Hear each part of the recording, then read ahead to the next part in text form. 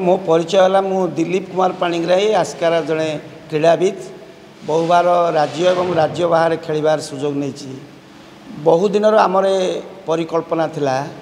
जे आस्कार गोटे रज महोत्सव करने आपण मैंने समस्ते जानते आस्कार आस्का टाउन हॉल एथलेटिक क्लब आनुकूल्य ये ऑल ओडिशा वॉलीबॉल टूर्नामेंट सब हुए एवं कबाड़ी प्रतियोगिता ऑल ओडिशा कबाड़ी प्रतियोगिता जोटा कि स्वतंत्र परिचय रही आस्कार राज्य में यू कबाड़ी पुओ और महिला माने खेलिया जाती एवं बहुत उपकृत हेले ये आस्कार एक ऐतिह्य ये परंपरा ये बहुत क्रीड़ाविद मैंने उद्भावन होती ये प्रथम करी आस्का पातंजलि योग समिति आम ये अभ्यासरत आस्का टाउन हॉल सब योगाभ्यास करुचु एवं आम मनस्थ कलु जे आस्कार गोटे रज महोत्सव पालन करने से ही परिप्रेक्षी में आम 4-5टी दोली एवं गोटे मंच प्रस्तुत होती से विभिन्न कार्यक्रम प्रथम दिन रजरू नि रज दिन प्रथम दिन आपण मान दोली खेल पान बंटन एवं जलजोगर व्यवस्था होता द्वितीय दिन काली खरा बेले समस्त मध्याह्न भोजन व्यवस्था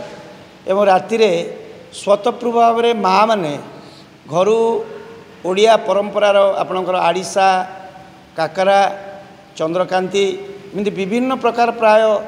10-12 जन महिला स्वतंत्र भाव में निज स्वेच्छा से सब पिठा कर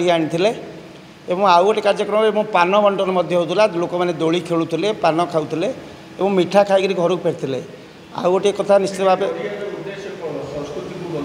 ये ओडिया परंपरा संस्कृति की बंचाई रखिबार मुख्य उद्देश्य एवं आस्का सब नुआ नुआ आपण मैंने जानते प्रथम ओडिया चलचित्र आस्कार भी उद्भावन होता ये एक ऐतिह्य संपन्न सहर आपणकर सेपटे ऋषिकुलिया एपटे बड़ नदी एवं गंजाम जिलार एक प्राण केन्द्र कहले अत्युक्त हो ना आस्का तेणु आपको संस्कृति की बंचाई रखार मुख्य कारण एणु विभिन्न कार्यक्रम होता माँ मान धन्यवाद ज्ञापन करी आपण मान मिष्टान बंटन होता और राति आपण मान जलजोगर व्यवस्था और पिला जो मैंने धन्यवाद ज्ञापन करी मिहियर एकाडेमिक डांस एकाडेमिक समस्त छात्र छात्री खाली 50 रु ऊर्ध्व छात्र छात्री आसिक से कला प्रदर्शन करते प्रतिभा करते से मानपत्र एवं आपणकर ट्रॉफी प्रदान करा तापर समस्त भोजन व्यवस्था भरपूरी भोजन व्यवस्था करमती विभिन्न कार्यक्रम आज मध्याह्न भोजन व्यवस्था एवं संध्या बेले दोली खेलिक आज तृतीय रजरे दोली खेलिबे एवं पान सेवन करेंगे एमती सब माने आम देखा पाइलु महिला मान मन में बहुत आग्रह रही उत्कंठा रही कुनी कुनी पिला आसिक आप देखिपे दोली खेलुंट।